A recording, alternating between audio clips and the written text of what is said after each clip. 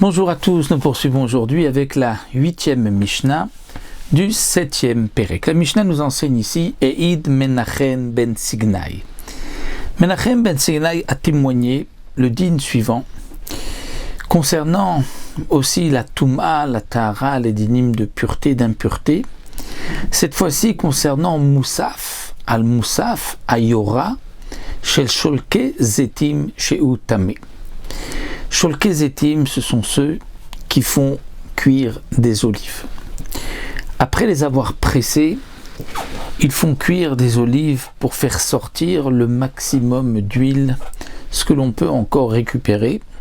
Et ils avaient l'habitude, tout autour de cette yora, qui est une marmite, en général en cuivre, on mettait comme un rebord au-dessus de boue, sorte de titre de terre, afin que si l'eau va bouillir et que l'eau va monter, ça ne va pas déborder. Et donc la question qui se pose, c'est cette partie-là, celle que l'on rajoute. Est-ce que c'est aussi tamé, ça peut devenir impur? Est-ce que ça peut avoir le même statut que la marmite, que donc cette casserole en cuivre, et qu'elle peut devenir impure, ce rajout qu'on a rajouté de terre et de boue? Et bien Menachem ben Signai vient dire que cette partie qu'on a rajoutée, c'est tamé. Mais Shel Tsabaim Sheu Tahor, si c'est une marmite qui est utilisée pour ceux qui préparent de la couleur, celui qui prépare donc un peintre, ou qui prépare donc pour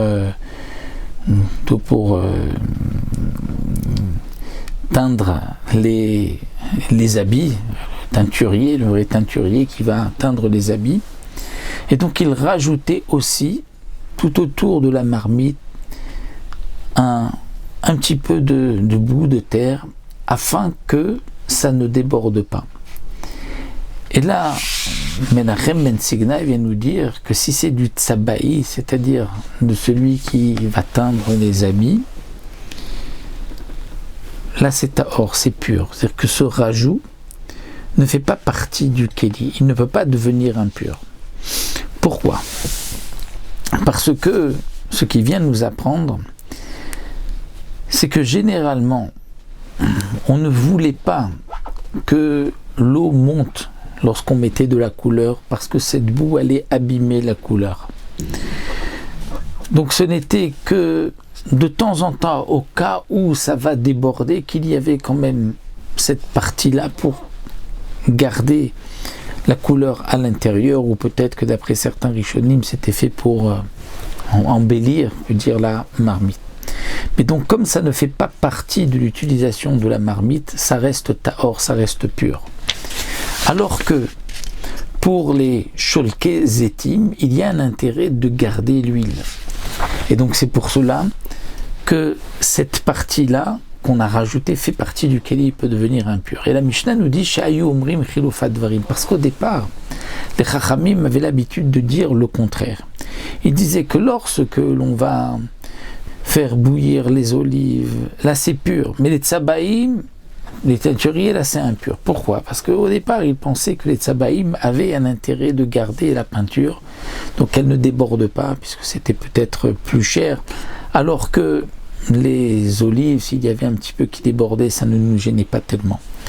Mais lui, Menachem ben Signai, comme nous dit la Tosefta, il travaillait lui-même dans cette teinture, et donc il savait qu'au contraire, on ne voulait pas que la teinture, que la couleur arrive jusqu'à ce rebord. Et donc, c'était sûr que celle des Tsabaïm était tahor. Et les Mefarshim nous disent que certainement ils avaient entendu de leur maître qu'il y en avait un qui était impur et l'autre pur. Et donc, Menachem ben Signai lui vient dire, celui qui est impur n'est certainement pas celui des teinturiers, donc obligatoirement ça va être de ceux qui font bouillir les olives. Voici donc le témoignage qu'il nous rapporte ici Menachem ben Signai.